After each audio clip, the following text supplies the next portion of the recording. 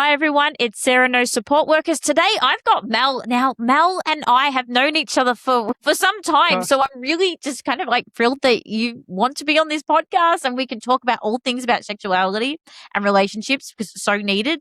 Are you prepared? I am as prepared as I ever will be, Sarah. I'm loving the chat. It'll be good. It'll be good. Good All to right. see you. It's good to see you. It's been many moons, but fun story before we get cracking into this. I actually ran into some people at the DSC. I went to the conference last week and they were like, oh, Wow. you won't believe who I've got coming up in this podcast. And they were absolutely thrilled. So so if you are those who attended the DSC the other week and you're thrilled to see Mel, please let us know in the comments. We'll get cracking into it. All right, let's go. All right. Out of Beautiful. all sectors, out of all things you could have learned, why did you decide to go down the path to learn about sexuality and relationships? Well, Sarah, I actually answered this for my son who's in year 12, and he's like, Mum, how did you decide to do what you did? And I was actually always really like community based at high school. And it was actually our careers teacher who said, I didn't know what to do. I'd applied, I think, for speech pathology because I wanted to be a speech pathologist. And I applied for that in each stage. But he said, you need to think about it a bit more. He said, my daughter did this great degree and she did, and she lives in Sydney, but she's coming down this weekend. Would you like to speak to her this Friday afternoon? And I said, oh, okay. And I spoke to her. I didn't even know the degree was a Bachelor of Applied Science in Intellectual Disability. And I kind of didn't even know what intellectual disability was. And she was so inspirational that I said, yeah, put me down for that. That's what I want to do. And I didn't get into speech, didn't get the ATAR, I think it was in my day. And I didn't get that to get into speech. And so I landed at RMIT doing a Bachelor of Applied Science in Intellectual Disability. And I've got to say, that's one of the, when you look back on your life a bit, that's one of the best decisions I've ever made. It's been wonderful. And I've really, I guess I specialized in sexuality after this rather fiery, lecture where myself and another guy were in opposition just around parenting and people with disability. So we had this big fiery, and I'm like, right, I'm going to make a difference here. And that's how it started, Sarah. That's how it So started. it's kind of like by accident. By accident a bit, yeah. I think Yeah, the careers teacher knew my nature a bit, But, well, especially if you don't have a background prior to doing that course in disability. So No, it would I have was been like, quite an okay. eye-opener as you were doing your course. Yeah. We only had a small component of sexuality. It was kind of, the course was a little bit, it used to be called mental retardation nursing. And so, Yes. yeah, now it's more, I think the 2 years before that's what it was. And I know it had changed throughout, but it was sort of a cross between nursing, teaching, when I did it anyway, and we did anatomy and physiology. Yep. Psychology. Yeah. So we only had a small component on sexuality. And Patsy Frawley, who is a giant in our area, taught that. And I really loved how she taught and, yeah, was really passionate. So that's how I got into this, Sarah. So from there, what was your work experience? Because normally a course like that, you would have ended up in an institution. I did as a pathway. Yeah, I was on deinstitutionalization. Deinstitutionalization had already happened or started. So I have been to Janefield and I did work at Kew Cottages a few shifts, but on the whole, people were moving out into residential facilities. So I worked at a residential facility. Then I worked at a day program, and my first full-time job was actually as an employment consultant. So I worked in employment out in Werribee, supporting people that are deaf into the workplace and people with mental health issues. So that was my first job, which was great. It had lots of KPIs, and then I moved into, where did I move after that? I moved to doing respite service coordination, respite was very big back then, and I was a coordinator at Anecto, the late Anecto. Yep. Yeah, as a after hours response coordinator. So I did that for a few years, but it was being on call. And then I moved to Urella and did daytime respite service coordination, which was also a great experience. And then, and then the job came up at Mary Health. And that's where I would have met you, Sarah, because I was traveling around to all the special development schools, special schools and day programs teaching group education, wasn't I? About, sexuality and relationship education. How did you get there? Because working in groups and respite and actually teaching sex education is very different and quite separate. Why and how triggered this? I had always been passionate. So in third year, I worked at the Centre for Developmental Disability Health Victoria, and I've worked under another legend in our area, Jenny Butler, and with the staff there. And I became part of a project called the Ask assessment. Have you heard of that? The assessment of sexual knowledge. So that was an assessment that, it would have been, I'm trying to think, 98 when I was working on it. It wasn't published until 2005. It was a project to work on developing an assessment for people with intellectual disability, with a moderate intellectual disability. And it was to assess their knowledge, but also to assess attitudes. And it's a fairly long assessment. Like I think it's 120, 30 questions. I can't remember. And it covers 16 topics. So it's really comprehensive. There's a lot of visuals in it. And it's used as a test retest, or it was. Like it's very old and it's very binary and it's not used at all anymore because it's more harmful than beneficial, but it's to look at the gaps people have in their education so that you can sort of teach to those gaps. Does that make sense? Yeah. Yeah. Because I recall from your sessions how different a lot of people came out. So back then we were in group support for adults, and what they received as special school, high school standards for sex education was very different to being an adult. So, and you could see the gaps, and I remember sitting in one of your sessions and you could just see it was like the penny was dropping, because the way that you were able to explain it, that that person could, understand it and be like, oh, this is what happens. I get it now. I found the whole thing intriguing. That's why I had to have you on this podcast. Yeah.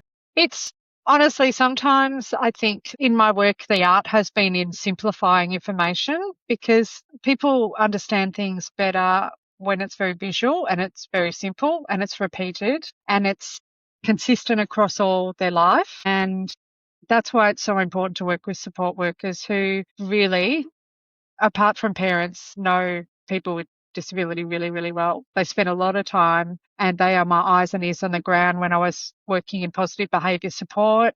I've been very, very privileged to be working in so many different areas of disability. It's been wonderful. But yeah, Mary Health was a group education. Then I became positive behaviour support practitioner. We worked together there too. I'm not stalking you, I promise. And now I'm at Thrive Rehab. So yes, I've been really fortunate to work with speechies, OTs, positive behaviour support. So as a developmental educator, I've kind of worked the best of everything into my practice, I guess. Yeah. But why relationships and why sexuality? Of all things. Yeah, initially, back when I first started working at Mary Health, that the onus was definitely on protection and got to stop pregnancy. That was the main, that was the worst thing that could happen in life, if somebody could get pregnant. I think I have often seen vulnerability and stood up and advocated for that. I remember even catching the bus to school. I was on a bus route to what was back then known as Mont Park. And there were some people with mental health issues on the bus that were in love. So they were holding hands and they would kiss sometimes. Can you imagine the boys at a technical school and that stuff that went down there? So I would really, really stand up for them. I think I've always stood up and felt that people have to have freedom to express their sexuality. I think it's a right. And over time, so this was way before Sarah, this was before smartphones were invented. So I did a year at Mary Health, and then I went away and had my 2 boys. For 6 years, I stayed at home, and then some circumstances changed and the person I worked with retired, and I applied for the job with somebody else that I'd never known. And I was employed in the same job again. It's a great decision. So yeah, I feel like I've been called to it, drawn to it. I Yeah, just love it. Yeah. I love the way that you explain things, to be honest with you. And we before we pressed the record, I was joking around with Mel guys about that I had a Catholic all girl school education.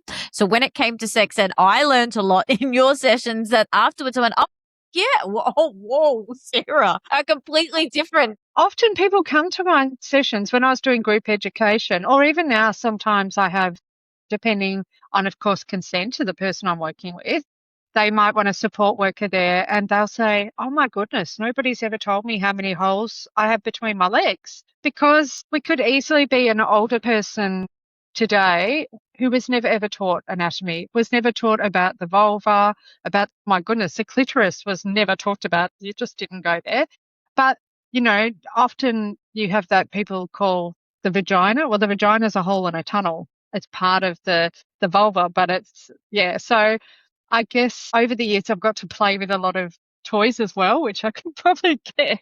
But at the moment, I'm really loving, of course, I'm at Thrive Rehab, who their sister company is the Clitorit. So I have a lot of those. I use different models. I use teacher bodies. There's lots of things I get to also.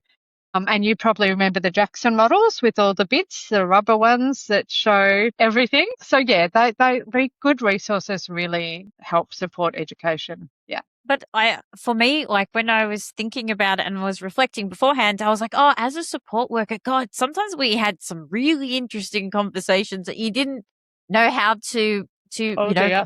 communicate, because our jobs are to guide and inform. And then Yeah. and then I remember at the time, I think it was at your courses, like in my early 20s, and I would be paired up with other people that I would be supporting in their 20s, and they're going through different stages of life and relationships and sexuality as well.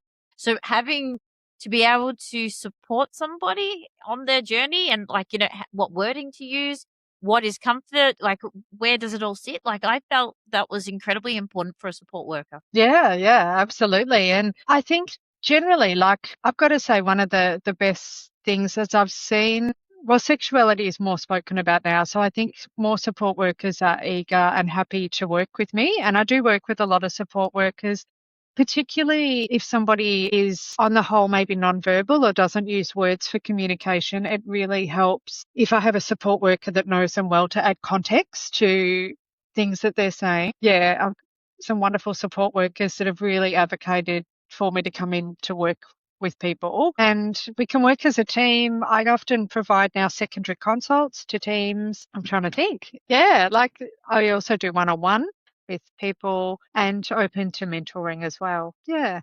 Why do you think people with disabilities sometimes miss out on having the same sex education as everybody else that receives? Yeah. Well, basically because even though schools are mandated to deliver the same curriculum, so through respectful relationships, they need to deliver the same curriculum, but in a way the person understands. And I guess that often, as you know, special schools and SDSs are quite busy, dynamic environments, and sometimes that only happens well if there's a passionate teacher who really champions the area, researches into it, goes off and gets her own training if they've got money for training. Sexual Health Victoria provides a lot of training in this area. And then I think it works best when they do like a whole school approach, you know what I mean? And certainly one of the people that, gosh, has worked in this industry for the same time I have is Cardi Whelan at Sexual Health Victoria. She's a manager of disability services there. And yeah, they provide a whole school approach and work within special schools and SDSs to get that happening. But it's Kind of doesn't end at school though. Like it's no, and there. sometimes And then, like, I look at, like, especially coming back from having groups, that sometimes we pick up the message and the information a little bit later in life, not at the age of 16 or 17, yeah. because life throws us all these different curveballs. Yeah, and often, sadly, what happens is people don't have that comprehensive education at school, and often maybe it's because they can't focus in the class. Often, you know, you probably reflect yourself, I wasn't the best person to focus. Yeah, But if looking you've at got clouds. Yeah. And if you've got a cognitive disability or you've got ADHD or, there's lots of things that can distract you when other people are around you. So I think there's a great place for, group learning because we learn really well off our peers. But sometimes one-on-one people get a better and a more comprehensive education because you can check in, you can absolutely tailor the sessions to that person and what they love. But yeah, people grow and change at all different stages. And often if people don't get that comprehensive education, then what happens is they fill in the gaps. And how they fill in the gaps is through media. Sadly, there's not enough representation of people with a disability having relationships. Of course, we've got Love on the Spectrum and there is something now, which is great. But for a long time, there was no representation in media, or people watch porn to try and figure things out. And I have seen some of the most mixed up stories that people think of how babies are made. I can't tell you because they've put together little fragments or, what their friend said, a bit of porn, a bit of what they picked up in class, but they don't often pick up on social cues the way that, mainstream kids will. And it sadly results in some behaviours of concern. Often as people get older and they want to experiment, they've got the same sexual drive as anybody else, and then it's kind of misguided or they make mistakes. And as you That's a know, Pandora's box, haven't you heard? yeah, they really pay for those mistakes, It Just just tough for them. it is tough. And then also there's also some really big myths around people with disabilities when it comes to sex and relationships. Have you but like besides how babies are created, is there any other myths out there that you've heard and you're like, what? How do we get there? Yeah, there's all these kind of contexts that people are put in. Like they're either just having a disability, as you know, like they're either the very special child or they're often infantilized. So often still, sadly, I'll see a psychiatric report or something saying this person is operating at the mental age of 3. So people automatically think that that means they don't have a sex drive and they can't understand relationships or sex or any of that sort of stuff. But that is so far from the truth because we all biologically are going to go, Right. yeah. And so people are, and it happens because I think people sometimes don't mean to harm, but they do. When you're treating someone like they're 3 and they're 30, it's not okay. But that happens often. So there's that extreme where somebody has to be, wrapped in cotton wool, isn't allowed to explore their sexuality, all of that sort of stuff. And then there's the other extreme where people are like, oh, they root like rabbits. People are out. They're going to do this. They're going to do that. They're cast into this really sort of erotic, like oversexed. Their Do you, behaviours are concerned are weird and out there. Masturbation is really, do you, it's tough. do you think it's because they've got all these eyes on them? Because if it was anybody else any day of the week, no one would say anything. It's because I've got 10 support workers on my roster, a team leader, a mum and a dad. Is it because the amount of people consistently watching? Yeah. Uh, I folks, they're so over supervised, yet don't have privacy. They're like a fish in a bowl, aren't they, Sarah? Like people Yeah, are it's like watching having all the front time. row tickets or something. Like there were plenty of times oh my God, I will never forget this story. I was what we'd call a still house, and I get a phone call from the staff member and they're like, they've gone to their room and they've shut the door. What should I do? And I was like, Gosh. leave them alone. Yeah, It's and that came down to support workers education as well. That, yeah. we're all And entitled to our own private time. we are, and people often the question is to me, but I can't leave such and such. They have epilepsy, so I have to watch them all the time, or I can't, due to behaviours of concern, they might do whatever. But you can actually build in some time. Yes, you might need to be with a person in the shower in case they have a huge tonic-clonic seizure or whatever. But you can say, Sarah, I'm going to let you have some private time to clean your body. You can use a soap. You can touch your private parts. That's okay. That's good and okay. I am going to look this way, but if you're having a seizure, I'll hear you and I'll be here. Yeah.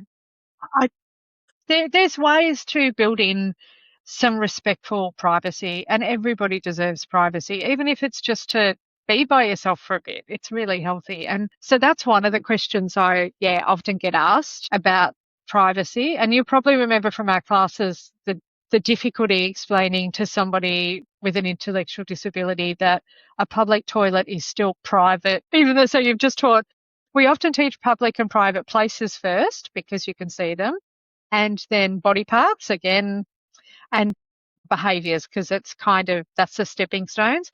So yeah, I remember somebody saying to me, but I decided to masturbate in that toilet because it's private. And I'm like, but it's a public toilet. And they're like, but it's a private place. So it can It, be tricky. it is mixed messages, but when you're doing the group sessions, you'd have something like that. But I remember one lady in particular is like, Sarah, when I have a shower, I've got to create bubbles. I was like, yes, you That's do. me. That's how I wash myself. I have to create the bubbles. I said, yes, you do gotta have to create the bus. And you could just see Yeah. so you could be talking about something quite complex and to something as creating bubbles. It really is what the person takes from the session. And then I remember watching her going, yeah, I'm gonna make Yeah. bubbles tonight when Yeah. shower. Yeah. And she was so Well, proud because she was like, so, that's what the soap's for. Like, and so many people stand there just, in the shower because it's sensory and it's wonderful and it smells yeah, good. And that's why mums, carers, dads have to go in and say, are you washing yourself? But if people can make bubbles in their hairy bits, they're halfway there, aren't they? perfect. Yep. And it's a way to explain it. But also what I really enjoyed talking about, and I had definitely used after sitting one of your sessions, even though it was more than a decade ago, I loved how you talked about consent and boundaries and saying yes or no and making it really easy for people to understand. For support workers or anybody really listening to this, can you go through some of the ways that you do it in a way that you explain consent so people can understand it? Yeah, we've been actually, I know time's moved on. We're still very young, Sarah, but we have been really lucky to have Sexual Health Victoria develop a great resource called Consent Matters. I don't know if you've seen that, but it's a resource to teach affirmative consent to people with an intellectual disability. And yeah, it steps through, I guess, consent is an agreement or permission and always with visuals. And it means giving consent means yes, and saying no means you don't give consent. I often use videos, scenario-based questions, some role plays. I am not beyond tailoring it to the person's absolute interest. So I've often put together social stories around consent to do with Spider-Man. The Wiggles are a big thing, of course, and even adopting some footage where their particular character that they love is shown giving consent. And I Yep. think sometimes we get consent is sexual, but consent is actually like, Sarah, do you want my pen? Do you know what I mean? Would you like a glass of water? And I think Yeah. sometimes parents and carers get a bit hung up on its sexual consent. But if we teach people autonomy and to be able to ask and to most importantly be able to say no, Yeah. I don't. Yeah. I remember years ago, a mum called me and said, I don't know what's happened to my daughter. She used to be so obedient and so compliant and this and that and the other. Well, she turned 18 and was like being a teenager. And she said something, she's constantly saying no to me. And I said, that's fantastic. If she feels safe enough and trusts you enough to say no to you, then she will hopefully say no if somebody tries to touch her body. So we need to build on that no and use Yeah. that. What is the strategy? Do you remember it, Sarah? Yeah, but you know what also blew my mind because I think maybe there was look, my frontal lobe wasn't very not developed when I tell people this, right? But I blew my socks Miller. when I realized how many women with disabilities and the amount sorry. It blew my mind when I realized that women with disabilities, the likelihood of them being assaulted or hurt or something to go wrong. It was like, I think back then it was like 65%. I don't know what it is now, higher. Oh, That actually doesn't so surprise me at all. So yeah, learning that type of stuff. And I remember going, oh my God, because then you've got like you've got a group of young people in this room and you're like 65%. it's Dear. more Like, 90%. It's how, 90%, Sarah. So yeah, 90% of women and girls, like by the age of 18, have received some sort of unwanted touch or sexual assault. And as we know, most of that doesn't go to the police because people can't often give a reliable story. Yeah, and even for people with a penis, it is double what other people are experiencing. So it is a high rate of vulnerability, especially for women and girls. Yeah. Yeah. Yep. And I feel like that's so important for support workers to know that, because Mm. the likelihood of that happening to somebody that we support is quite high. And most of the people, that are adults that are female we support, sadly, have trauma past because they've been likely to have been sexually assaulted. And that is heartbreaking. That is heartbreaking. Yeah, it is. And I think that stopped me in my tracks, because I was like, oh, no, like, that happened. Like, I naive. I was very naive, to be honest with you, in my early 20s. But to hear that type of stuff and actually, put the groundwork in, and then seeing how you react to the group and how we can talk about it openly, and a way for people to understand that it's not okay. Yeah, absolutely. It's, a lot of the work I do is around consent. I think consent has been a really important hot topic, not just in the disability community, but obviously for young people, especially with the affirmative consent laws coming in. So I still do a lot of that, I guess, work around gender and is a female allowed to wear what she wants, And yeah, a lot of that attitudinal work. Yeah.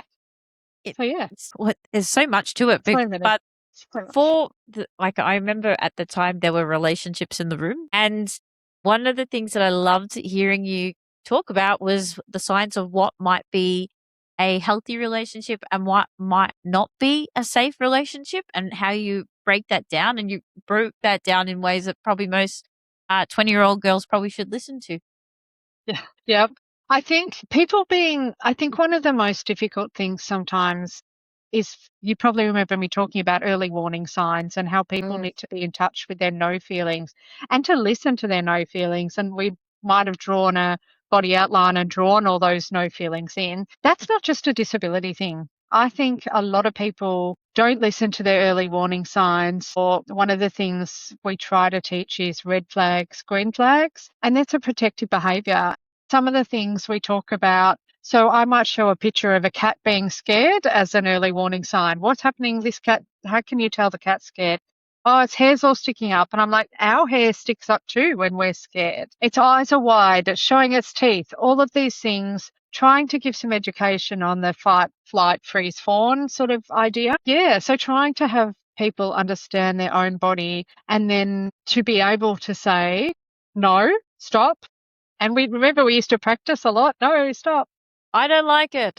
I don't like it. And you know what? I do that with my kids now because of it. Yeah, I do. And then I talk about body parts when beforehand it was. I know it sounds really Go silly. you. Yeah, I thought so too. But You're not saying really your front bum, are you? You're not saying, oh, wash your front bum. No, we call them the body parts. And that's because I so. remember you teaching mostly, if you know your body parts, you're more in line to understand. Yeah, absolutely. And then, such a safety. Especially now. I think also education has changed, and the way that we parent is different to back then. So I think it's more having access to education like this. So yeah, thank you for those tips. My kids know their body parts. That's wonderful, because if you know your body parts, if you know they're private, you are going to tell someone if somebody creepy comes up. You're going to tell mum on your safety hand, on your 5 or your okay hand. Some of our people could only identify sort of 3 people or even one person. That's good. If you can tell mum that, I was at day program and somebody said, can I touch your vagina? If you know your body parts, vulva, if you know your bum and your breasts, you're halfway there, aren't you? Incredibly important. Very important. Well, what should a support worker, like in your eyes, what should a support worker do if somebody that they're supporting wants to talk about sex and dating and relationships? Firstly, I think listen to them. That's really, really important. A lot of the folks we work with have been shamed, and shame is one of those feelings that comes with a change of our facial expression, with a sort of thing. But I think a lot I used to talk about and still do with support workers, it's around going, that's okay. I'm glad you're enjoying your body, but maybe you need to go to a private space. Maybe the best place to touch your penis is in your bedroom or the shower or the bathroom. So there's some really kind and direct ways you can do that. So that is my advice for support workers, is to really listen, to talk to the carers if they need some further education or advice. There is so much now. Like back in the early days, we used to be cutting out literally magazines and stuff to make resources and laminating it. There's so many resources now. What? I laugh. I was like, when people talk about social stories, I'm like, what did I used to write them? That was an expectation. What do you mean you don't write them and now I have to wait for somebody else to write them? Yeah. We used to we had a whole filing cabinet full of like stuff that was laminated, games, all of that sort of stuff. But now there is amazing stuff online. There's safety games and things that kids can play around what we just talked about, the no-go tell safety strategy about you've got body safety doing protective behaviours or safety behaviours. There's so much now online, which is awesome. And I think when I came back after having my kids, the biggest change was the smartphone. I was delivering a class and people are passing this phone around. I'm like, oh, what's a phone? I'm like, can you show me what's on it? They were watching porn in my class. And I'm like, what's this? And so the invention of the smartphone has given so many more people with disability access to lots of images and lots of games and porn. So yeah, that's a big part of what I do as well now. Well, I've got this one. You ready for this one? Support workers, sometimes we can feel a little bit awkward having some of these conversations. How can we make them become more comfortable? And any advice you have for support workers out there?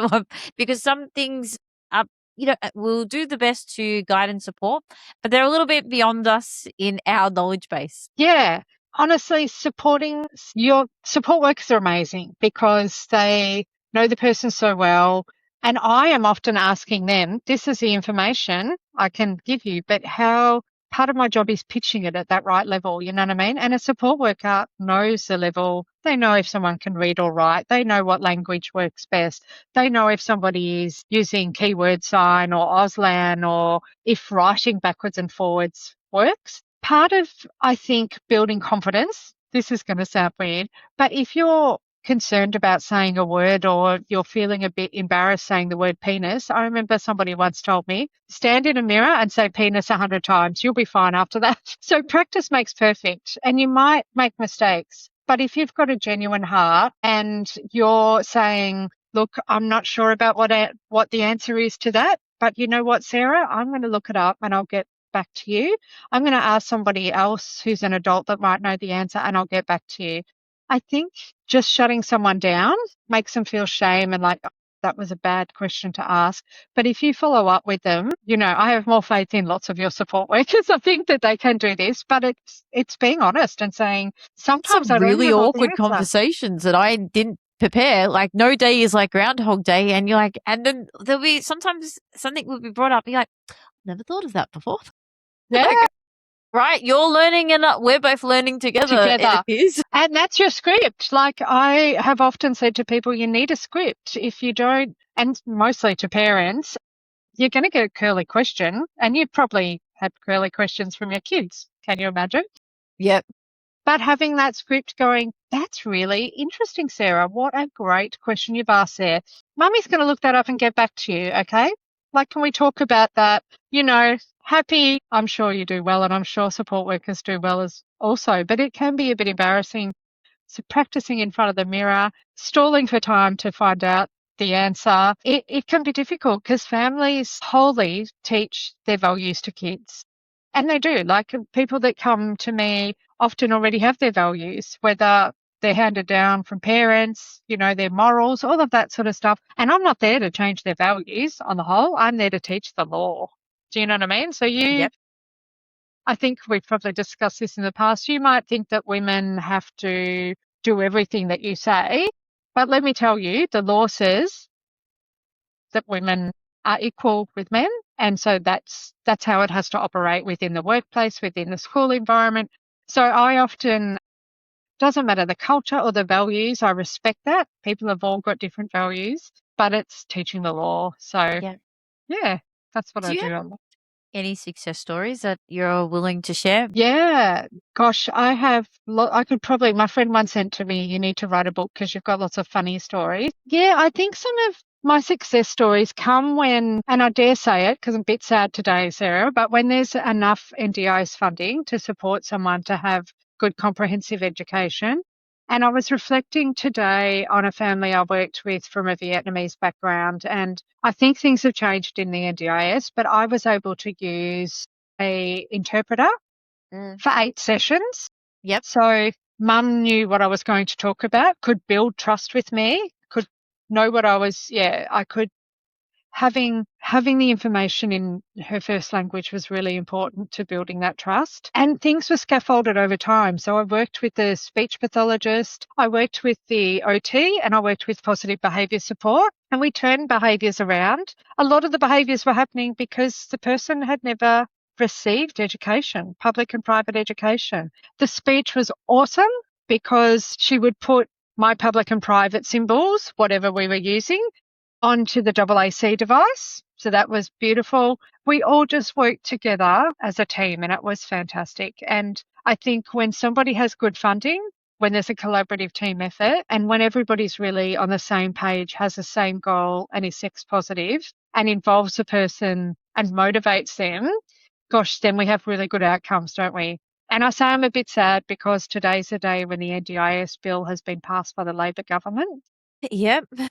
And it's a bit heartbreaking for me, really, and for our sector. I think in 30 years working in, I know I'm a bit of a veteran in this area now, but I've never seen such anxiety and It such. feels like a step back. It does. It Yeah. does.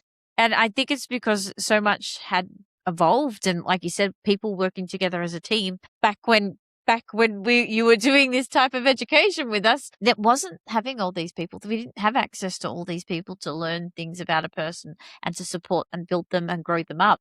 So now it's kind of like it is a step back. Is everything going to go back to support workers? Because as talented as I may appear, I am not the be all and end all, and nor am I trained in certain areas to perform at. And what is heartbreaking is having 75% of your core budget slashed. It just impacts on somebody's life phenomenally, doesn't it? It's just so devastating. Sorry. No, it We is talk because a I lot, was don't we? talking to I was talking to a fella a couple of weeks back. It's just kicking the can down the line. If we just had dealt with it here, it would never have gone that far. And I feel like for this type of educational purposes, you're kicking the can down the line. Like it's Yeah. we're not going to we could solve a lot of things if we addressed it quite young. Well, anything that's proactive is helpful. Anything that is early intervention is helpful. Like a person with a disability doesn't learn like that. They need repeated sessions. They need Yep. support. But we Yeah. get older and we develop as well. So, you've gone from being young to now we're hitting the menopause and, understanding what menopause has with disability. It's completely different. And I'm incredibly proud. I've got to say that one of my colleagues at Thrive Rehab has worked very hard with a group from La Trobe Uni and illustrators to create a menopause book for women that have an intellectual disability and older. So Yes. you might see it there. Can you see it next to my banana? It's called Menopause, Yeah. and it's a hardback. And so that's what I mean by amazing resources created. And because so many women with a disability went through menopause, they may have had mood swings, all of this stuff happening The to their behavior body. changes and no one could tell you why. I'm like, we all know now why, but how you have that shame part as well because somebody just flipped and they've changed and we didn't understand how to support them properly.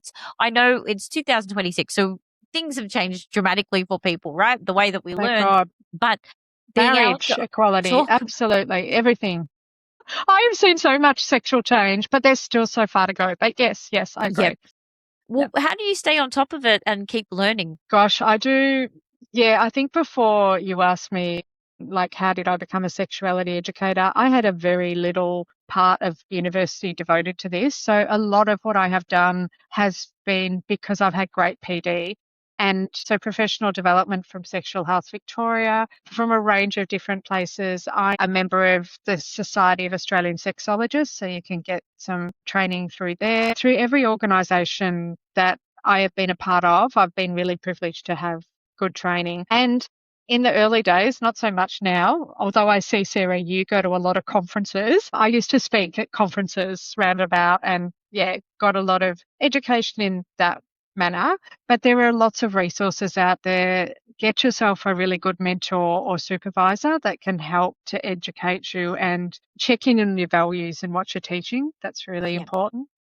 I did a deep dive SAR not long ago, which looks at my deep values around sexuality and acknowledges them, because we've all got different values and biases. And so I recommend doing that very frequently if you're working in the sexuality industry. So Well, I feel like it's something that all support workers, team leaders, wherever you sit in the sector, we should talk about it quite openly for the people that so we much.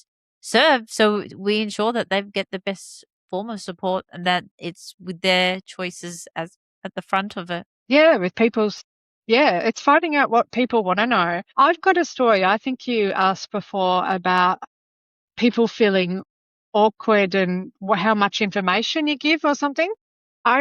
Somebody once told me people only take in what they want to learn. Does that make sense? So in a group environment, it was really tricky because I would kind of pitch it to the highest person and hope that others Would would catch up catch up, to a certain learn, level. Yeah. sort of.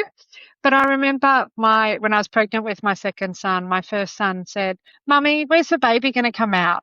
Or how did the baby get made?" I think it was something like that. So I drew on his blackboard a big vulva and all this sort of stuff. Literally, he heard the first bit was, "The baby's going to come out between Mummy's legs." And then I started drawing this picture and he's exited and playing with Lego. And so I think he only took in that tiny little bit. That's all he needed to know. So it's about, pitching things at people's level. And I'm thinking of all the resources I've used and we're so privileged in a first world country to have those resources to be able to 100%. access. Yes. Yeah. Yep. And Them. have these conversations. And have these conversations. Yeah, absolutely. So now you're working at Thrive Rehab and you're the sexuality and relationships educator there. Is that? So yes, I've always done sexuality relationship education. Thrive Rehab has been an amazing place to learn. And as I said, so firstly, I was in community health at Mary Health, and that was group education. So that was great. And then I was working in PBS, so I got a PBS framework, which was awesome. Yes, we did work on that together too. Absolutely. But now I'm at Thrive Rehab, and it's just an amazing place to work. First, OTs are some of my favourite people. They're very practical, down-to-earth people, very genuine.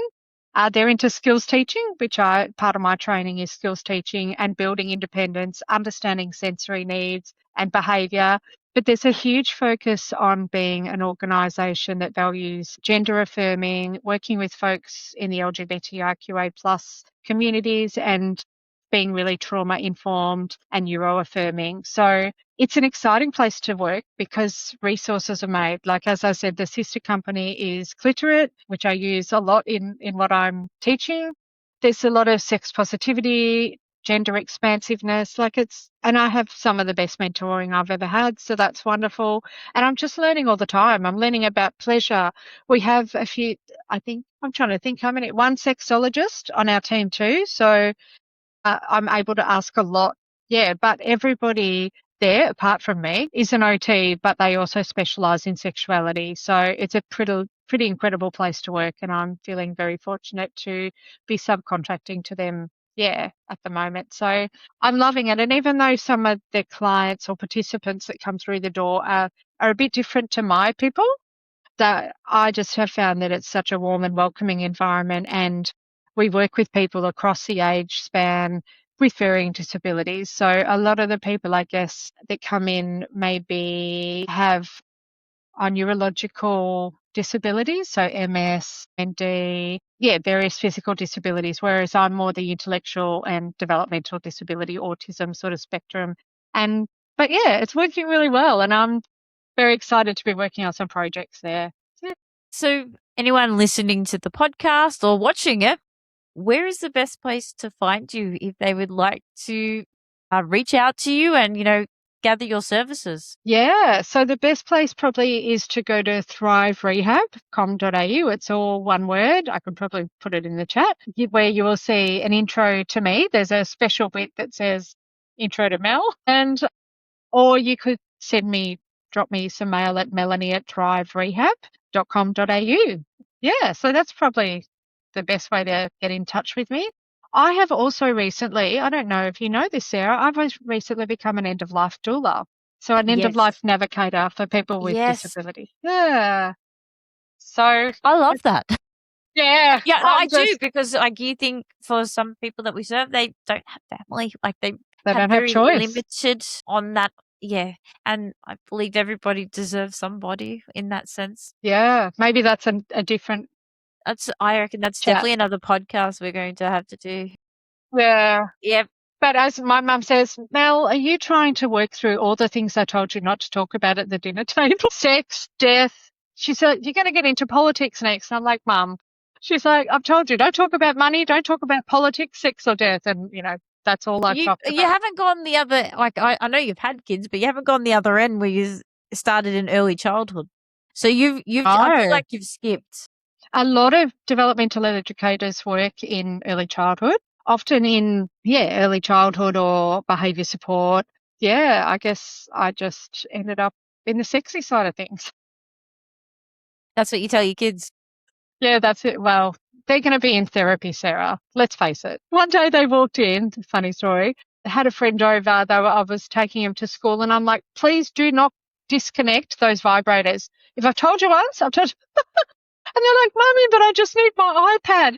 And one of them said, oh, Mum, you can't tell me that. You're damaging me. And now they just roll their eyes and say, you're the reason I'm going to be in therapy for the rest of my life. They just shut the door now. I have a private sign on my door and they know not to come in because they don't know what they might see. Yep. They're beautiful. They're learning. And yeah, it's wonderful to be able to bring up respectful men that care about people and know about their body parts and know about sex. It's fantastic. So, yeah. Thank you so much for this podcast. Thank you. Thank you so much for having me, Sarah. It's so good to see you again because I've just seen you on social media and on LinkedIn, and it's so great to see you. So thanks for inviting me. Until next time. Until next time.